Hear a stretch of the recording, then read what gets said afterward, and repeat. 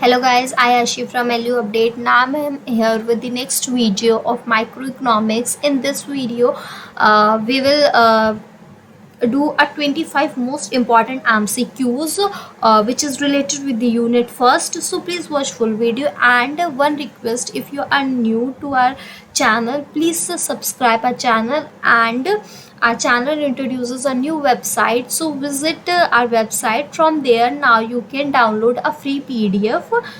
So all the study material from now will be uploaded on our websites, okay?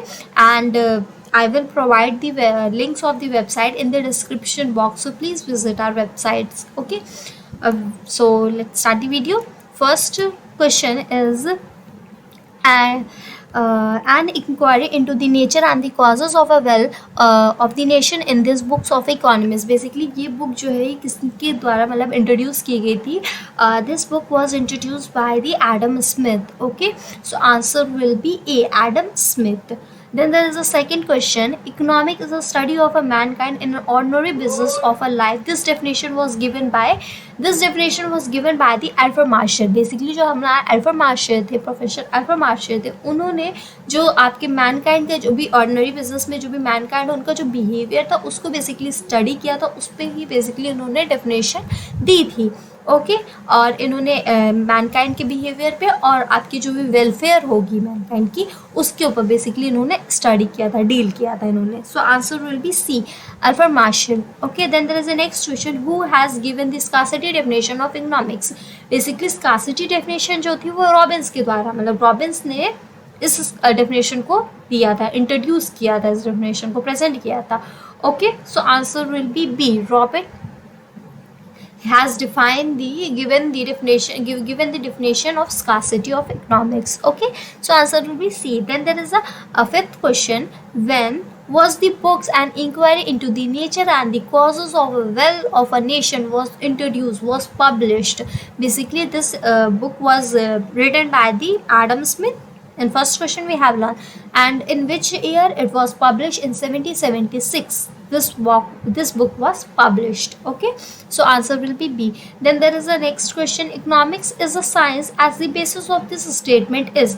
किस basis के statement पे ये कहा जाता है कि इकोनॉमिक्स एक साइंस की तरह डील की, इकोनॉमिक्स जो है वो साइंस की तरह से डील की जाती है. बेसिकली क्या है कि एक इसलिए इकोनॉमिक्स को साइंस कहा गया है क्योंकि क्या करती है, जो रिलेशन होता है बिटवीन द कॉजेज और इफेक्ट्स के बीच में एक रिलेशनशिप को स्टैब्लिश करती है, शो करती है. ठीक है, on this basis we can say that economics is a science. ये क्या करती है, use deductive method and inductive methods for the formation of the law. जब लॉ में फॉर्मेशन करना होता है तो ये दो मैथड्स का बेसिकली क्या करती है, इकोनॉमिक्स यूज करती है और एक्सपेरिमेंट भी करती है. So from these three statement we can say that economics is a science. Okay, so answer will be all the above.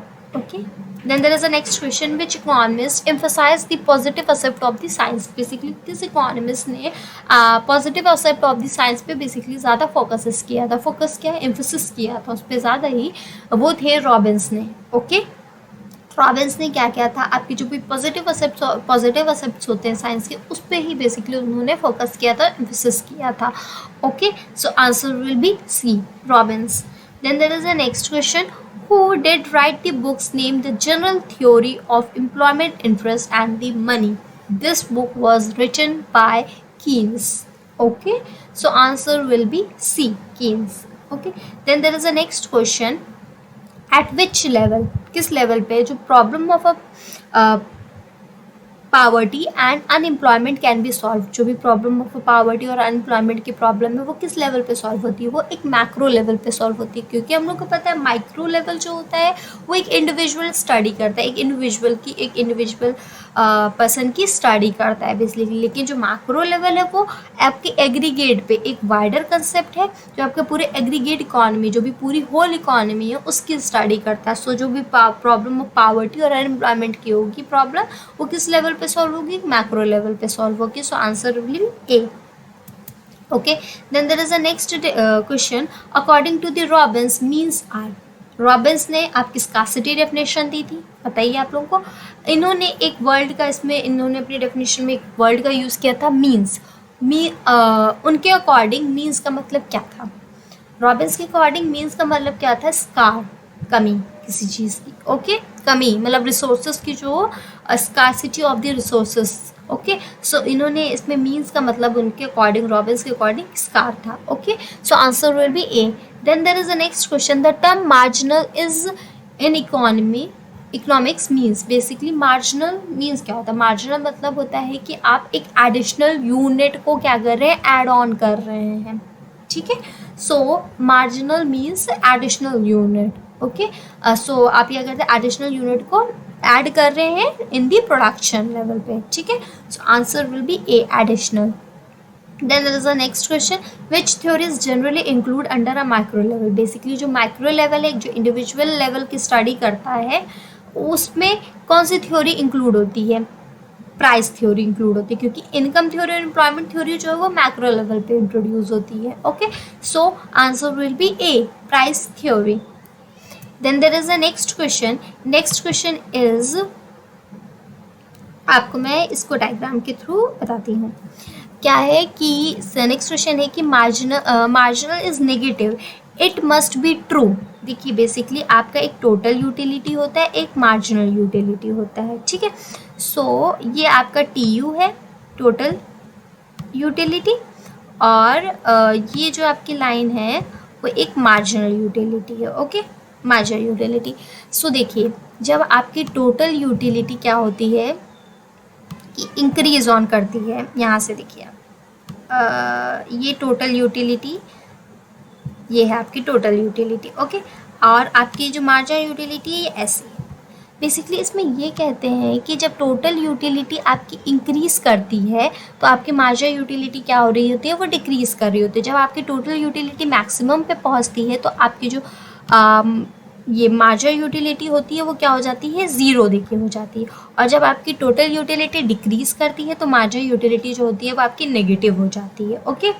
सो इसमें यही कहने का मतलब है कि जो आपकी क्या है कि जब marginal utility is negative, marginal utility जब नेगेटिव होती है तो इसका मतलब क्या होता है, जो आपकी टोटल यूटिलिटी है वो क्या हो रही है, वो डिक्रीज हो रही है, okay. So answer will B ये सी, कि total utility is decreasing, okay. So answer C. Then there is a next question.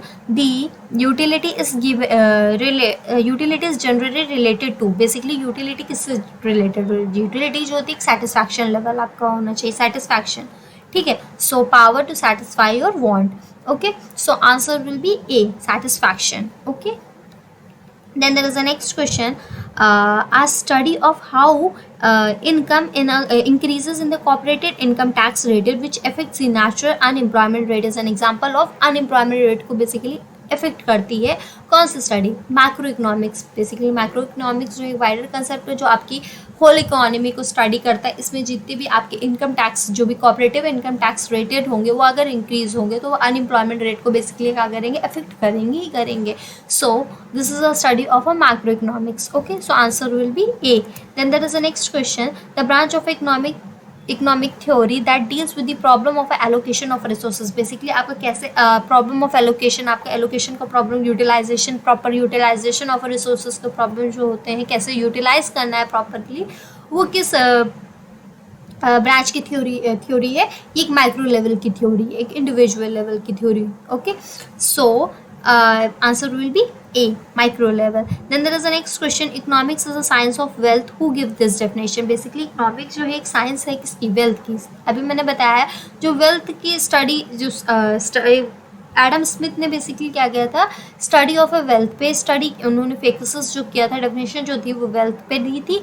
वेराज martial जो थे वो वेलफेयर पे फोकस किया था, उन्होंने वेलफेयर पे डेफिनेशन अपनी दी थी। और रॉबिन्स ने क्या किया था, स्कार्सिटी डेफिनेशन दी थी, okay. So economics is a science of a wealth is given by the Adam Smith, okay. So answer will be C, Adam Smith. Then there is a next question, economics is what economics does. Economic is what economics do. जो इकोनॉमिक्स है वो क्या है, जो economics करते हैं, ठीक है। ये स्टेटमेंट जो था वो किसके मतलब किसने इस स्टेटमेंट को सपोर्ट किया था? It has been supported by from which economist ने इनको सपोर्ट किया था इस डेफिनेशन को? रिचर्ड जॉन ने, कॉमेंट और गर्बन मंडेला ने बेसिकली क्या किया था, इस स्टेटमेंट को क्या किया था, सपोर्ट किया था. So all the above supported this statement that economic is what economics do. Okay, so answer will be D. Then there is a next question. The books of a principle of economic was written in which year? Basically this book was written in 1819. Okay, so answer will be C, 1890. Okay, then there is a next question, 20th question. According to the Marshall neoclassical study of a theory, economics is related to. Basically economics Marshall के according economic किससे related है? Basically martial according अभी बताया ना कि welfare से related है, material welfare जो भी होंगे. So answer will be C, material welfare. Okay, then there is a next question. Economics is a science of. Basically economic क्या है? एक सोशल साइंस है.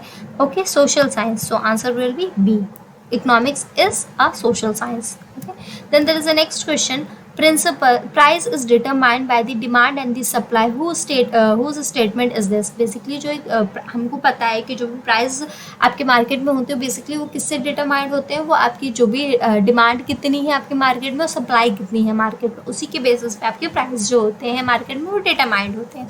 सो ये जो स्टेटमेंट था ये किसके द्वारा, मतलब किसने दिया था इस स्टेटमेंट को? मार्शल ने बेसिकली क्या किया था, इस स्टेटमेंट को दिया था. Okay, so answer will be C. Then there is a next question. Under inductive method, the logic procedure from. Logic procedure जो होता है वो कहाँ से होता है? वो from particular to the general की तरफ होता है. Okay, so answer will be B. Okay, then there is the next question. When the margin is negative, it must be true that. अभी बताया ना मार्जिन कब नेगेटिव होता है? जब टोटल यूटिलिटी क्या होती है आपकी? डिक्रीज कर रही होती है. जब आपकी टोटल यूटिलिटी आपकी जब डिक्रीज हो रही होगी तो मार्जिनल यूटिलिटी क्या होगी आपकी? नेगेटिव होगी. Okay, so answer will be C. Then there is a next question, last question. Which one of these is not an element of a discipline of economics? Basically इनमें से कौन सा एक element है जो डिसिप्लिन ऑफ इकोनॉमिक्स नहीं है? Basically जो study of a working of an economy and issue faced by it is a discipline of the economic. Economic क्या है? वो जो भी इकोनॉमिक की वर्क को स्टडी करता है, जो भी इश्यूज फेस ऑन होते हैं उसको सॉल्व करता है. Okay, so this is a discipline of the economics. Okay, then there is the economic problem of an individual and society are not of the other social cultural aspects of the human existence. Okay, then there is a C. The nature of the economic problem and their solution is closely linked with the structure of an economic system and its program and development. से मतलब जो भी economic की problems होती है वो solve होती है. जो भी इकोनॉमिक के नेचर को देखता है उसको सॉल्व करता है विद जो भी क्लोज लिंक्ड होते हैं इकोनॉमिक स्ट्रक्चर के सिस्टम के उससे. ठीक है, प्रोग्राम्स को करके डेवलपमेंट के थ्रू उनको क्या करता है? सॉल्व करता है. So this all the three are the disciplines of the economic except D. Increasing the overall economic welfare of the member of the society is not the element of the discipline of the economic. So answer will be D. Okay, thank you all of you. I hope you like the video. If you like the video, please click on the thumb button and share with your friends. It will be a very beneficial for you all. Okay, and if you are new, please subscribe our channel and please visit our website. I will give the links in the description box from where now you can download the PDF. Okay, thank you.